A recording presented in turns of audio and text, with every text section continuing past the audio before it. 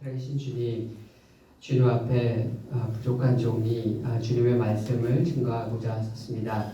주님, 사람은 가려주시고 하나님 그 종의 연약함은 가려주시고 오직 하늘을 가르시고 강림하시는 주의 성령의 은혜로만 주님 이 시간 임하여 주심으로 말미암아 우리들 각자의 삶에 필요한 하나님 하늘의 양식으로 주님 한 사람 한 사람 먹여주시고 성령의 기름 부으심으로 계시의 말씀으로 임하여 주시옵소서. 주께 이 시간에 부탁드렸고 우리 주 예수 그리스도의 이름으로 기도드렸습니다. 아멘.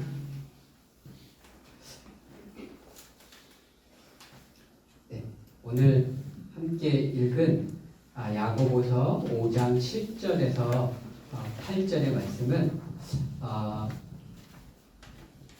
야고보가 흩어져 있는 본향인 유대 땅을 떠나서 흩어져 살고 있는 디아스포라 성도들에게 보낸 편지입니다.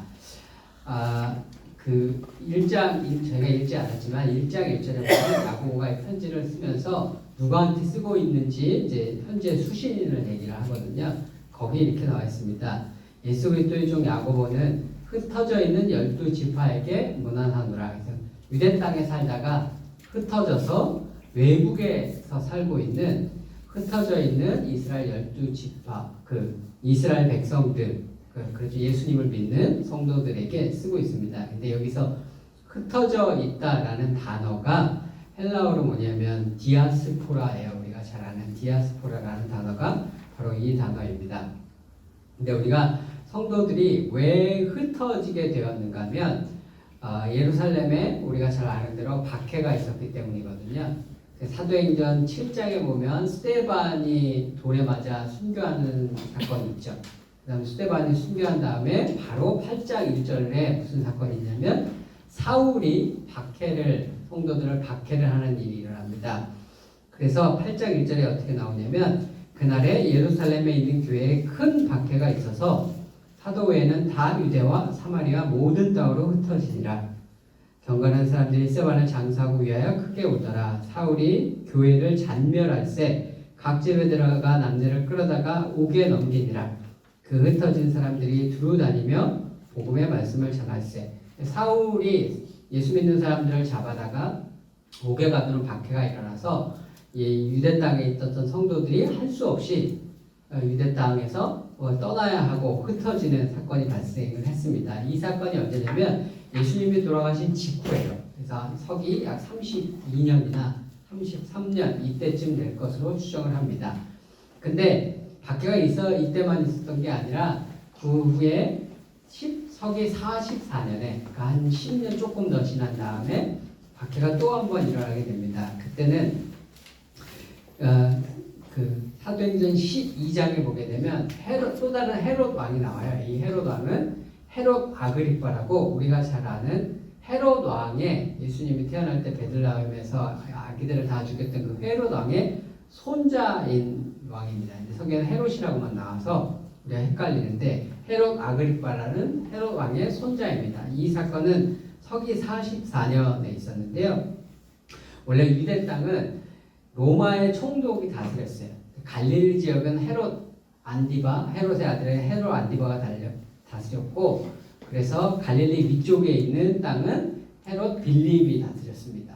그리고 유대 땅은 헤롯 로마가 보낸 총독이 다스리다가 이 헤롯 아그리빠라는 사람이 등장을 하면서 로마가 헤롯 아그리빠에게 유대 땅을 총독을 불러들이고 유대 땅을 다스릴 수 있도록 권한을 줘요. 이 사람이 유대 땅도 다스리고 안디바가 다스렸던 땅도 주고 빌립이 다스렸던 땅도 줍니다.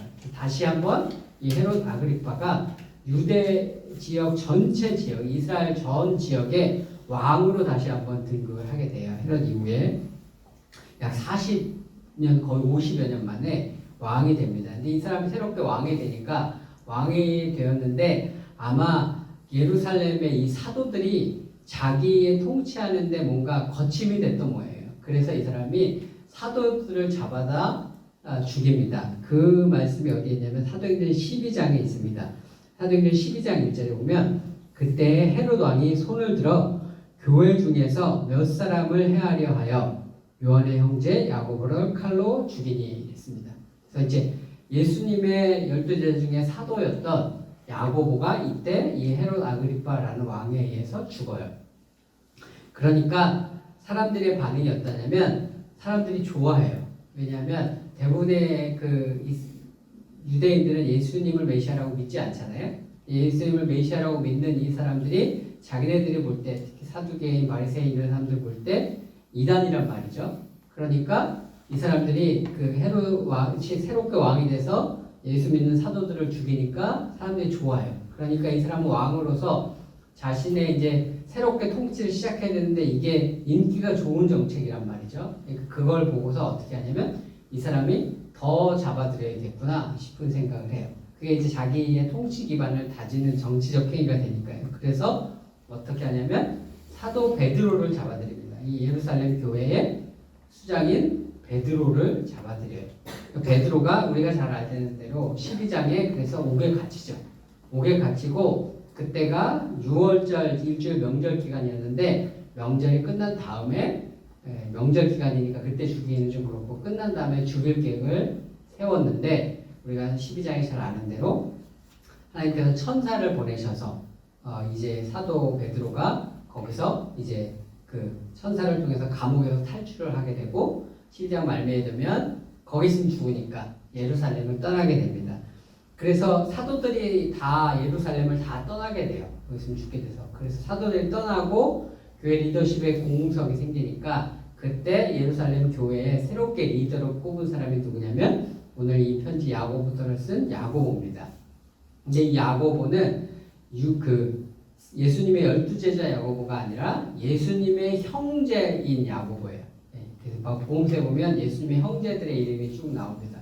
그 중에 한 사람인데 이 사람이 예루살렘 교회의 수장이 됩니다. 근데 이 사람이 그래서 흩어져 있는 성도들에게 박해를 받아서 본향을 버리고 흩어진 이스라엘 백성 성도들에게 편지를 쓴 겁니다.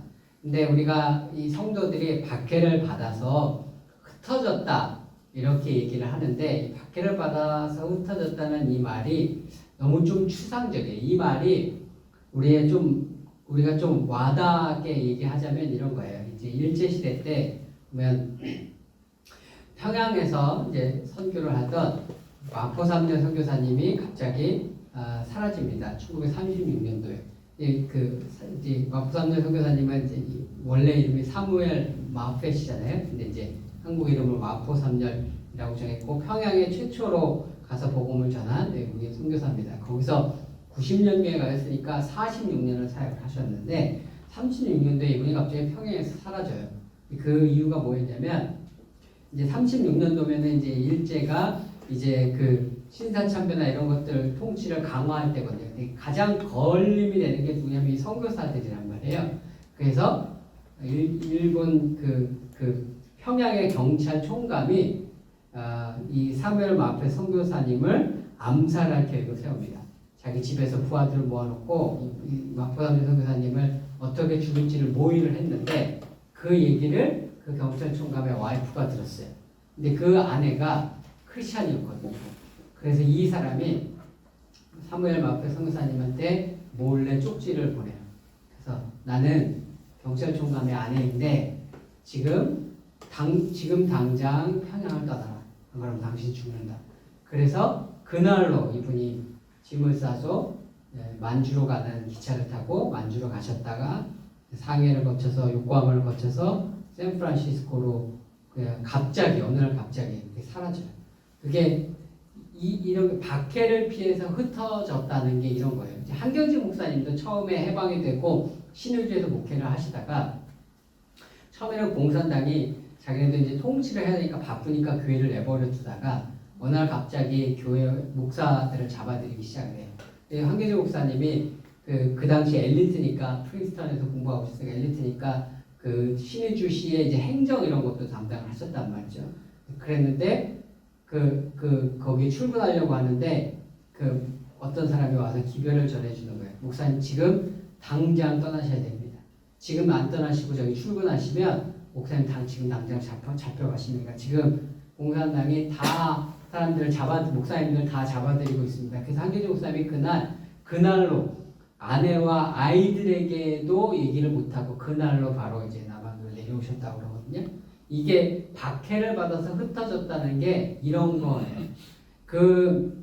제가 박해받는 교회들에 대한 어떤 그 기도 편지를 제가 이제 미국 선교단체에서 받는 게 있는데, 거기 보면 무슬림과 충돌이 있는 아프리카 교회 이야기들, 이런 이야기들을 제가 기도 제목으로 이제 받아요. 그 이야기를 보면 어떤 아프리카에 있는 한 목사가 이제 무슬림들이 그 기독교인들을 이제 죽이는 막 이런 일들이 있는 거예요. 나이지리아였는데, 근데 이분이 목회를 하고 있는 마을에, 옆 마을에서 무슬림들이 와서 사람들을 죽였다, 이런 얘기를 들으신 거예요. 근데 어느 날 이분이 이제 농사를 지러 나갔다가 자기 마을에 집에 오고 있는데 보니까 총을 들고 무슬림들이 사람들을 죽이고 있는 거예요. 근데 그 자리에서 가족들도 건사를 못하고 그 자리에서 이제 도망을 친 거죠. 그래서 어디 도시에 와서 사는데 가족들도 어떻게 됐는지를 몰라요. 아내가 어떻게 됐는지, 아이들이 어떻게 됐는지 소식을 알 수가 없고, 그 상황에서 도시에서 일을 하면서 다시 목회를 하고 있는 그런 분들의 이야기를 들었습니다. 초대교회가 박해를 받아서 흩어졌다라는 이런 추상적인 표현은 생존을 위한 어떤 절박한 기로에 선 사람들이 택할 수밖에 없었던 목숨을 건 탈출의 이야기예요.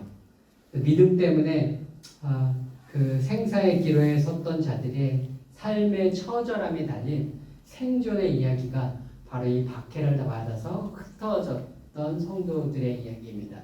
근데 이 성도들이 어디를 주로 많이 갔냐면, 이스라엘 땅에 있으면 죽으니까 이스라엘 밖을 벗어 외국을 갔는데 어디를 많이 갔냐면 수리아 안디옥이라는 도시를 많이 갔습니다. 수리아 안디옥이라는 도시는 그 예루살렘, 오늘 이스라엘이 있고 그 위쪽에 레바논이 있죠. 레바논 위에, 레바논과 터키 국경을 딱 넘으면 터키 쪽에 오늘날 안타키아라는 도시가 있어요. 터키 도시인데 거기가 수리아 안디옥입니다. 작년 2월 달에 그쪽 지역에서 터키에 대지진이 일어났었죠.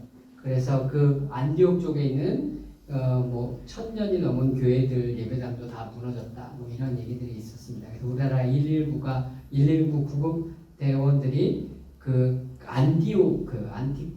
안디옥에 가서 구호 활동을 하다가 왔습니다. 거기가 수리아 안디옥인데, 거기가 로마 시대 당시에는 로마 제국에서 세 번째로 가장 큰 도시였습니다. 가장 큰 도시는 로마고, 두 번째 큰 도시는 이집트의 알렉산드리아, 세 번째 큰 도시가 이 수리아의 안디옥이었어요. 인구가 약 30만 정도였다고 그래요. 사람들이 자기 본향을 떠나면 이런 대도시로 갈 수밖에 없어요. 왜냐하면 땅이 없기 때문에, 이때는 농경사회이기 때문에 땅에서 농사를 져서 먹고 사는 사회란 말이에요. 근데 이렇게 난민이 되어 상태에서는 이 사람들이 땅이 없잖아요. 그러면 이 사람들이 자기네들이 먹고 살 수 있는 터전이 될 수 있는 것은, 이런 농업 외에 땅이 없는 사람들이 먹고 살 수 있는 것은 도시입니다. 그러니까 가장 큰 도시로 몰려들어서 거기서 어쨌든 상업이든 이런 류의 종사를 하면서 살아갈 터전을 찾게 되는 그런 상태가 된 거죠. 그래서 안디옥이라는 대도시로 성도들이 많이 몰려들었습니다. 그래서 아마 마태복음도 그렇고 이 야고보서도 그렇고 안디옥에 있는 흩어진 유대인 성도들에게 쓴 편지일 것으로 모든 대부분의 학자들이 그렇게 이제 추정을 합니다. 그럼 이 사람들의 삶이 어떻겠어요? 그게 난민으로 와서 살고 있기 때문에 그들의 삶이 보나마나 난민이고 외국인 이민자죠. 처절할 수밖에 없는 삶의 공핍함과 핍절함 속에서 이 사람들이 살아갈 수밖에 없었던 그런 환경이었던 겁니다. 야고보서를 여기저기 쭉 읽어보면 이 사람들의 삶이 어땠을지 추론이 되는 장면들이 많이 나와요. 대부분 경제적으로 가난했고요. 그래서 경제적으로 곤궁하고 핍절했고, 그게 우리가 남들보다 조금 가난하다라는 정도가 아니라 밥을 먹을 수 없는 생존의 기로에 선 정도의 서바이벌 레벨의 가난을 겪는 사람들이었습니다. 그런데 그런 것뿐만 아니라 또한 이 사람들이 외국인 난민들이니까 가나안 사람들한테 차별을 받고 있죠. 그죠? 사회적으로 차별을 받고 야고보서에 보면 이 사람들이 대부분 일을 하고도 주인한테 임금을 못 받고 이런 경우들도 많이 있었던 것 같아요. 그리고 오히려 뭐 어떤 문제가 생기면 이 사람들한테 뒤집어 씌우려고 오히려 이 사람들에게 소송을 걸고 이런 일들도 성도들이 당했던 것 같습니다. 그래서 더더군다나 이제 거기다가 이 사람들이 신앙적으로는 절대다수의 유대인들에게 조롱을 당하죠. 절대다수 유대인들이 예수님이 메시아라고 생각을 하지 않으니까 예수를 메시아라고 믿는 것 때문에 조롱을 당하고 헬라인들에게도 조롱을 당하죠. 그들의 신앙에 대해서. 왜냐하면 헬라인들 입장에서는 십자가형을 예수님이 당했다는 건 로마의 반란을 일으켰다는 거거든요. 그래서 반란의 죄로 십자가에서 죽은 사람을 신이라고 섬긴다고 하니까 헬라인들도 이해가 안 되는 거예요. 그러니까 그 유대인이든 헬라인이든 이 사람들의 신앙이 조롱의 대상이 되는 겁니다. 그러니까 경제적으로도 사회적으로 경제적으로는 가난하고 사회적으로는 차별을 받고 종교적으로는 조롱을 당하는 정치적, 경제적, 사회적, 종교적 총체적인 고난의 삶을 이 사람들이 지금 살아가고 있는 거예요. 그러니까 어떻게 했어요? 이 사람들의 믿음이 어떻게 했어요? 이런 상황 속에서 삶을 살아가니까 믿음이 흔들리죠. 하나님이 살아계시다면 왜 우리는 이렇게 집도 쫓겨서 이렇게 난민으로 살아가야 하는 걸까? 왜 우리 형편은 나아지지 않고 왜 이렇게 가난에 찌들고 이렇게 차별당하고 억울한 일을 당하고 이렇게 살아가야 되는 걸까? 과연 예수님이 정말 하나님의 아들이 맞는다면 왜 우리를 이런 지경에 이토록 오랫동안 내버려 두시는 걸까? 이렇게 믿음이 흔들리는 지경에 이르게 된 겁니다. 그래서 야고보가 이 편지를 쓴 목적이 뭐냐면 이 시험과 환난 가운데 있는 성도들에게 믿음을 독려하고 인내하라고 믿음을 독려해 주기 위해서 쓴 거예요. 그래서 야고보서에는 인내하라는 말이 정말 많이 나옵니다. 처음 아까 읽었던 1장 1절에 흩어진 유대인들에게 문안하라 하고 2절에 처음 야고보가 하는 말이 뭐냐면 내 형제들아 너희가 여러 가지 시험을 당하거든 온전히 기쁘게 여기라. 이는 너희 믿음의 시련이 인내를 만들어내는 줄 너희가 알미라. 인내를 온전히 이루라. 이는 너희로 온전하고 구비하여 조금도 부족함이 없게 하려 함이라. 근데 사람이 야고보를 계속 인내하라는 얘기를 야고보에서 얘기를 하거든요. 사람이 인내를 하려면 뭐가 있어야 되냐면 인내를 하려면 소망이 있어야지 인내를 할 수가 있거든요. 소망이 없으면 사람이 인내를 할 수가 없어요. 내가 지금 고난이 있다고 할지라도 이 고난이 언젠가는 끝이 난다. 혹은 이게 언제까지다. 이거를 알면은 그때 그걸 사람들이 견딜 수가 있어요. 근데 소망이 없으면 사람들이 그거를 견디지를 못하거든요. 그러면 인내를 하려면 소망이 있어야 되는데 야고보는 그러면 어떤 소망을 제시를 해주고 있는 거냐면 야고보는 오늘 읽은 본문에 보니까 야고보가 제시하는 소망은 이거예요. 그러므로 형제들아 주께서 강림하시기까지 길이 참으라. 보라 농부가 땅에서 나는 귀한 열매를 바라고 길이 참아 이른 비와 늦은 비를 기다리라니 너희도 길이 참고 마음을 굳건하게 하라. 주의 강림이 가까우니라. 야고보가 주는 소망은 뭐냐면요. 예수님이 오신다는 거예요. 예수님이 오시고 예수님이 오셔서 모든 어그러진 것을 바르게 하시고 너희들의 고난당하는 그 모든 것들을 갚아주시고 그럴 것이 너무나 확실하다. 마치 농부가 씨를 뿌리고 비가 오기를 농부는 씨를 뿌리는데 왜 씨를 뿌리고 인내하고 기다리냐면 비가 온다는 것을 그는 알기 때문에 비가 온다는 것이 너무나 확실하기 때문에 그것을 농부가 믿기 때문에 농부는 씨를 뿌리고 인내하고 기다리는데 마치 그런 농부처럼 우리가 확신할 수 있는 게 하나 있는데 그게 뭐냐면 예수님이 오신다는 것. 그래서 그 소망을 가지고 그 믿음을 가지고 인내하라고 야고보가 얘기를 하고 있는 거예요. 근데 이 야고보가 얘기하는 인내할 수 있는 믿음 말은 쉬운데 말은 쉬운데 그게 일상에서 우리가 그걸 겪어나가는 우리는 그게 쉽지가 않잖아요. 이 믿음을 어떻게 가질 수 있을까? 이 고난 가운데서 인내할 수 있는 이 믿음은 과연 어떤 특징을 갖고 있고 어떤 성격을 가지고 있으며 우리는 어떻게 이 믿음을 가지고 수 있는 것일까? 곰곰이 제가 고민을 하고 생각을 해봤어요. 근데 그러다가 어느 날 제가 유튜브에서 어떤 한 분의 이제 간증을 보게 됐습니다. 근데 이분이 어떤 분이냐면 아프리카 같은 이런 저개발국에 어떤 경제 정책을 실행해야 하는지를 연구하는 그런 경제학자시래요. 이분이 그런 아프리카 같은데 그런 걸 연구하는 게 크리스찬이시니까 사명감을 가지고 선교적인 차원에서 이런 나라들이 앞으로 발전하면 어떤 경제 정책을 실행하는지 이걸 연구하시는 거예요. 이분이 간증을 하시는데 자기는 아프리카에 있으면서 그러니까 그 연구를 하려니까 아프리카에 이제 방문도 많이 하고 아프리카에 이제 필드 스터디 하러 가면 이제 몇 달씩도 계시고 막 이제 이러시는 거예요. 근데 자기가 아프리카에서 그런 일들을 이제 그런 연구를 하러 가서 아프리카에서 같은 나라에 자기가 경험하는 건 뭐냐면 자기는 아프리카 가면 너무 힘들대요. 왜냐하면 거기서는 하나님의 임재를 느낄 수가 없대요. 자기는 아프리카에 가면은 언제나 하나님의 부재를 느낀대요. 하나님이 늘 없는 것 같대요. 하나님이 계시면 어떻게 여기는 이렇게 이럴 수가 있나 그런 생각만 들어서 자기는 너무 힘이 든다는 거예요. 근데 제가 아프리카에 살아봤잖아요. 근데 저는 그 말이 너무나 공감이 돼요. 이분이 아프리카에 자기가 겪은 일들을 얘기를 하시는데 한 번에 자기가 말라위라는 나라에 있었는데 차를 타고 이제 도시를 어디를 가는데 여자들이 이렇게 쭉 서 있더래요. 이게 뭐지? 하고 이렇게 보니까 분위기가 이 성매매 매춘을 하는 것 같더래요. 그래서 이 사람들이 성매매를 하려고 여자들이 이렇게 길에 쭉 이렇게 도열을 해 있는 거구나 싶은데 자기가 이제 아프리카 사회를 이제 연구하고 경제 상태 이런 거 연구하는 사람이니까 이 사람들이 도대체 얼마를 받고 이런 일을 하나 이게 궁금하더래요. 그래서 창문을 열고 물어봤대요. 얼마면 되냐고.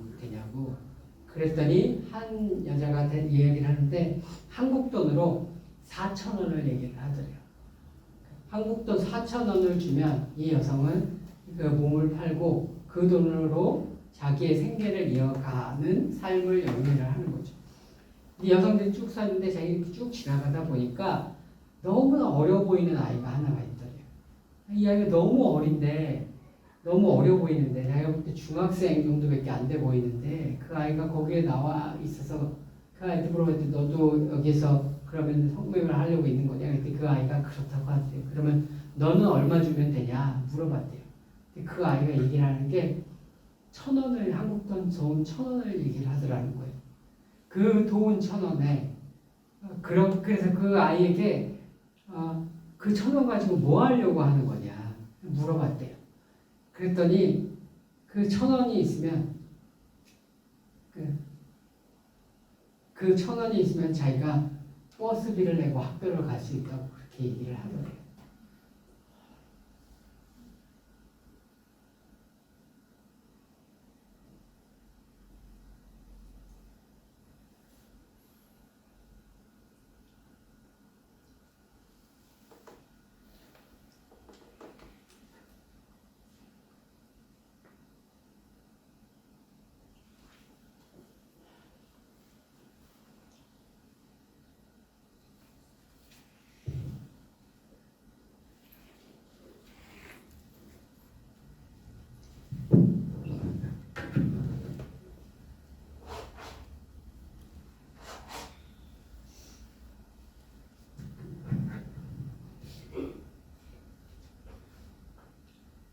그래서 자기는 아프리카에서 연구를 하면서 도무지 하나님의 임재를 느낄 수가 없대요.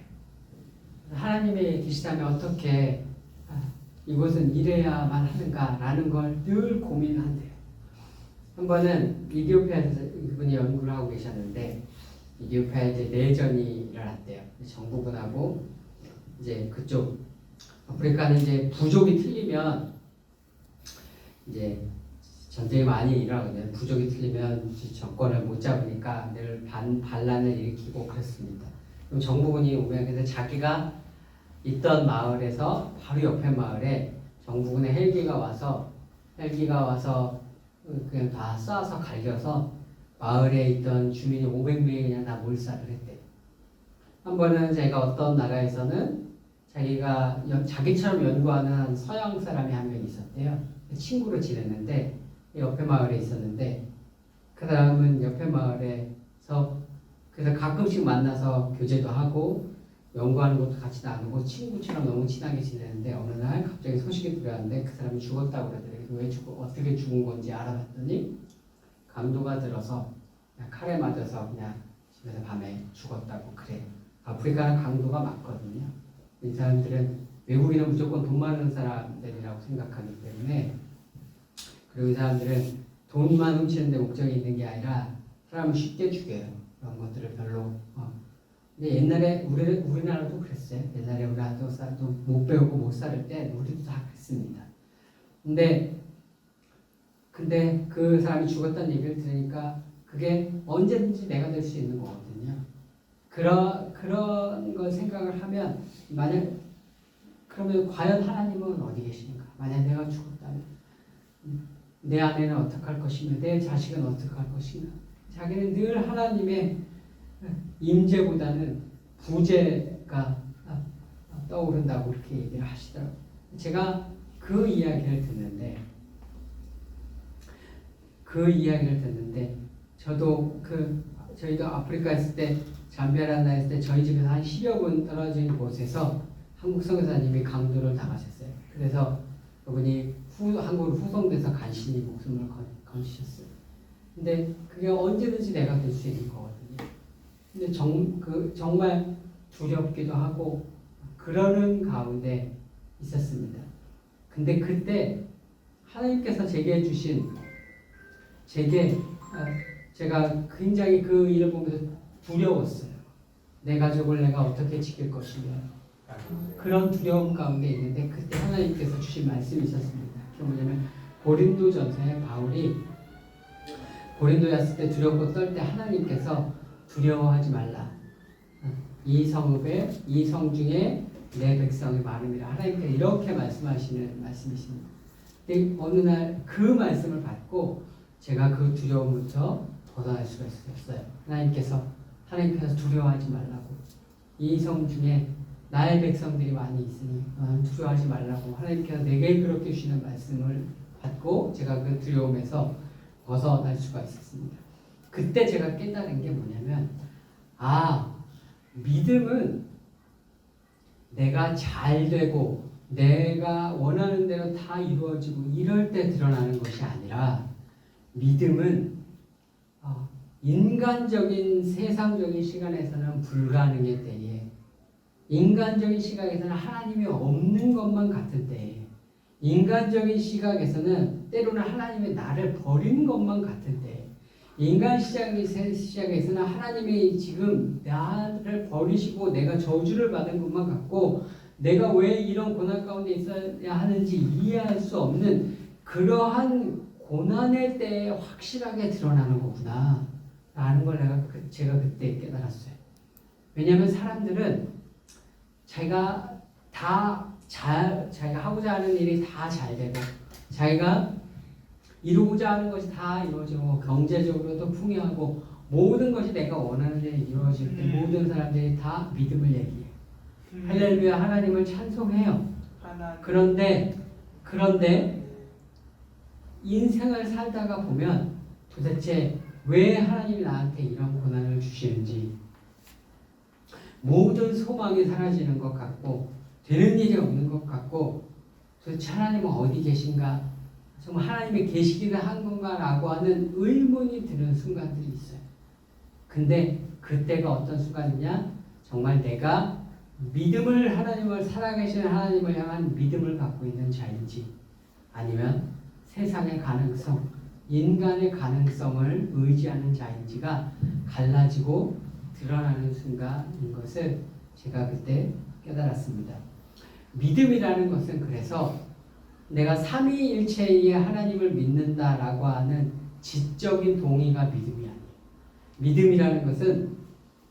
믿음이라는 것은 하나님이 오늘 살아서 내 삶에, 내 고난과 환난의 삶의 현장에서도 역사하실 것을 믿는다라고 있는 살아있는 신앙 고백을 하는 것이 믿음입니다. 우리가 예수님이 오신 것을 복음이라고 해요. 예수님의 이름이 뭐냐면 임마누엘입니다. 임마누엘은 뭐냐면 하나님이 우리와 함께 하시다 하잖아요. 그 예수님이 오셔서 우리와 함께 하고 계신다는 게 복음이에요. 근데 왜 이스라엘 백성들이 이 복음을 믿지 않았는지 아세요? 그들의 상황, 예수님이 오셔서 하나님이 우리와 함께 하신다라고 하는 복음을 왜 그들이 믿지 않았냐면 그들의 삶의 상황은 똑같았거든.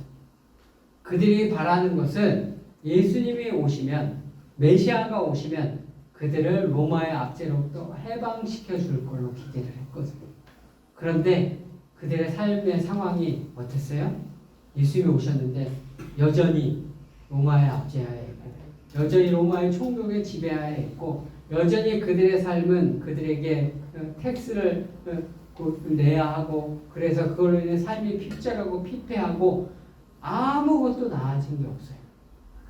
그러니 예수님이 하나님이 우리와 함께 하신 분으로 이 땅에 오셔서 하나님이 오늘 우리와 함께 하신다라는 그 복음을 이 사람들이 믿을 수가 없었던 겁니다. 그래서 믿음은 언제 가장 잘 드러나냐면 마치 하나님이 나를 버린 것만 같을 때, 하나님이 없는 것만 같은데 그때 내가 진짜 살아계신 하나님을 믿는지 아니면 인간의 가능성, 세상의 가능성을 믿었는지 그때 바로 드러납니다. 그때는 어떤 때냐면 사람들은 좌절하는 때예요. 사람들은 다 절망하는 때.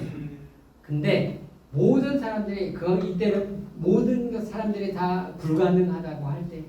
좌절하고 절망할 때, 그때 어떤 사람이 살아계신 하나님을 믿고 믿음을 가지면 어떻게 되냐면, 믿음을 가지잖아요. 사람이 하나님을 향해서 하나님이 오늘 나의 삶은 이렇지만 그래도 내가 하나님께서 나의 아버지이신 것을 믿고 하나님께서 내 삶에 개입하시고 역사하실 것을 믿습니다라는 믿음을 가지면 그럼 어떻게 되냐면 그 사람에게 소망이 생겨요. 소망이 생기니 그 사람의 삶에 생기가 돌아요. 그리고 소망이 생기니 그 상황은 절망 가운데 있지만 그 사람의 삶에 기쁨이 생겨요. 그래서 믿음을 통해서 삶의 소망과 기쁨과 생기와 그리고 인내할 수 있는 힘이 생기는 이 과정을 전체를 뭐라고 하냐면 그걸 부흥이라고 해요. 그 부흥이 어떻게 주어지냐는 거냐면 모두가 좌절할 때, 모두가 절망할 때, 모두가 가망이 없다고 얘기할 때 내가 믿음을 가지면 그 믿음에 하나님께서 성령을 부어주셔서 일어나는 게 바로 이러한 열매들, 기쁨과 인내와 소망과 같은 열매들이에요. 그러면 부흥은 어떻게 일어나는 거냐면 내가 믿음을 가질 때 하나님께서 그 믿음에 성령을 부으셔서 그러한 열매들을 가지게 되는 거예요. 그렇게 해서 우리에게 부흥이라는 것이 일어나게 되는 겁니다. 그래서 믿음은 씨앗과 같아요. 믿음은 씨앗을 뿌리는 것과 같아요. 믿음의 씨앗을 뿌리면 하나님께서 거기에서 성령의 비를 내려주세요. 그럼 그 성령의 비를 통해서 그 믿음의 씨앗이 자라서 열매 맺게 되는 것이 소망과 기쁨과 힘과 인내와 이러한 열매를 맺게 되는 것이고 그 모든 과정을 통틀어서 우리가 부흥이다 라고 부릅니다. 오늘 7절 말씀에 야고보가 우리가 가져야 하는 믿음을 우리가 가져야 하는 인내의 믿음을 농부가 비를 기다리는 것에 비유를 했어요. 7절에 보라 농부가 땅에서 나는 귀한 열매를 바라고 길이 참아 이른 비와 늦은 비를 기다리라니 되어 있습니다. 농부는 이른 비와 늦은 비를 기다립니다. 이 이스라엘 땅은 날씨가 무기와 건기 딱 두 개밖에 없어요. 4월 달부터 건기가 시작이 됩니다. 4월부터 10월까지 건기가 시작이 돼요. 중동이잖아요. 7개월 땅에 타는 듯한 그 여름의 건기가 지속이 돼요. 10월달 비가 7개월을 안 오면요. 제도 아프리카에서 딱 그 날씨가 그랬는데 7개월을 비가 안 오면 건조함이 극에 달하고 정말 사람들이 얼마나 비를 간구하는 마음이 비를 사모하는 마음이 얼마나 그냥 마음에 넘쳐나는지 몰라요. 7개월을 비가 안 오면 땅이 다 들어가거든요. 그러면 사람들이 비를 그렇게 기다리고 간 거예요. 그런데 그 비가 오면 제가 그때 아프리카 때 사람들이 다 비가 오는 첫날 다 길거리에 뛰어나가서 비를 맞아요. 비다. 비는 그래서 그런 땅에서는 신의 축복이에요. 그래서 농부가 이 건기의 끝에 땅을 기경해요. 마른 땅을 기경을 해요. 마른 그 딱딱해진 그 마른 땅을 기경하고 씨를 뿌립니다. 그러면 11월 달에 이른 비가 내립니다. 그러면 이 이른 비가 내리면 그 딱딱해진 땅을 촉촉하게 적셔줘요. 그러면 이른 비가 내리지 않으면 이 씨앗이 땅이 딱딱해서 씨앗이 발화를 하지 못한대요. 그 딱딱한 땅에 막혀서 이 씨가 자라지를 못한대요. 때에 맞게 이른 비가 딱 내려줘야 땅이 축축해지고 이 딱딱해졌던 땅이 퍼석해져서 씨앗이 발화를 할 수가 있다고 그래요. 그럼 이른 비는 땅에 심겨진 그 씨앗이 발화해서 이 자랄 수 있도록 해주는 비가 이른 비예요. 그게 11월에 내리고 넉 달이 지나면 3월 말에 늦은 비가 내립니다. 3월 말에 늦은 비가 내리게 되면 어떻게 되냐면 이 비가 곡식의 이 알곡을 부풀게 해줘요. 그 비를 통해서. 그래서 이 늦은 비를 통해서 곡식을 여물게 해줍니다. 때에 맞게 이 늦은 비가 내리지 않으면 이 곡식이 부풀고 여물지를 못해서 쭉정이가 돼요. 그래서 이스라엘에서는 때에 따라 하나님께서 이른 비와 늦은 비를 내려주셔야 그 땅에 풍성한 수확이 있을 수 있지, 이른 비와 늦은 비가 때에 맞게 내리지 않으면 풍성한 수확을 결실을 거둘 수가 없는 게 이스라엘 땅입니다. 근데 성경에서 우리는 아까 찬양할 때도 이야기했지만 비는 성령을 부으시는 역사로 묘사된다라고 제가 말씀을 드렸습니다. 그래서 비는 하나님의 성령의 역사예요. 그러면 이른 비의 성령의 역사는 어떤 역사냐면 교회가 태동할 수 있도록 예수님에 대한 믿음을 처음 가지는 그 믿음의 씨앗이 뿌려진 땅에 교회가 태동할 수 있도록 해주는 성령의 역사가 이른 비의 성령의 역사예요. 그래서 사도행전 2장에 있었던 오순절의 성령의 역사는 이른 비의 성령의 역사예요. 그 이른 비의 성령의 역사를 통해서 어떤 사건이 발생하냐? 교회가 태동이 되고 시작이 됩니다.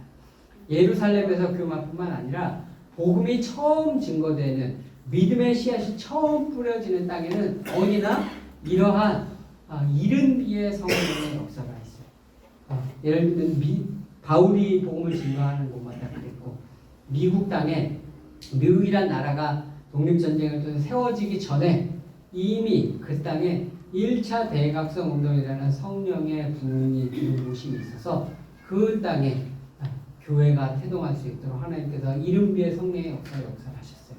한국 땅에 처음 복음의 씨앗이 심겨졌을 때 평양 대부흥 운동이라고 하는 그 이른 비의 성령의 역사를 통해서 이 땅에 교회가 태동하고 그 심겨진 믿음의 씨앗이 자라고 교회가 자라나고 부흥하는 역사가 일어났습니다.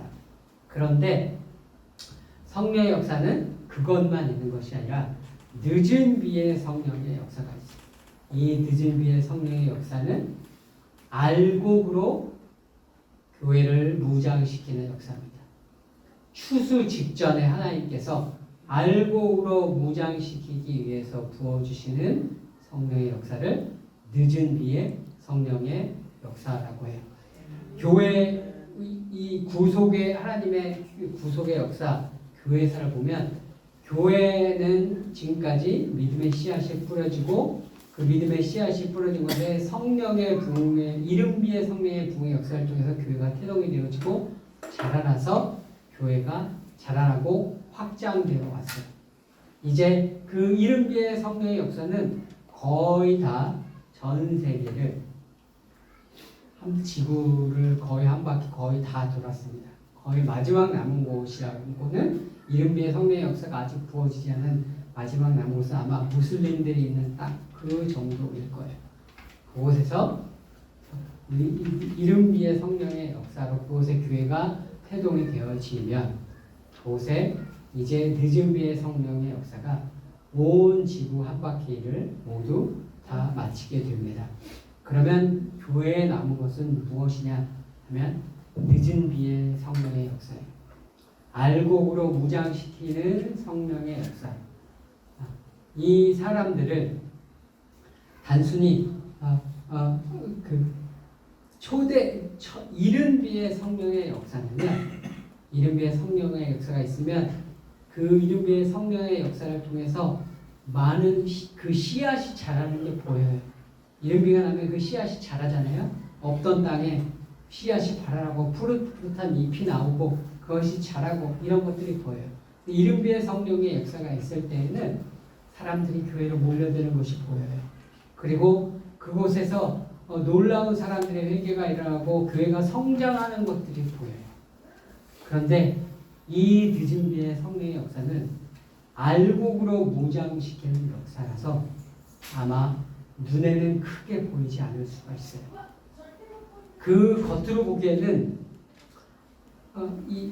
그 속에서 알곡이 풀어서 여물고 있는지 전혀 아무도 모를 수 있어요. 겉으로 보기에는 알곡만 자라는 게 아니라 쭉정이도 늘 다 같이 자라 있는 것처럼 보여요.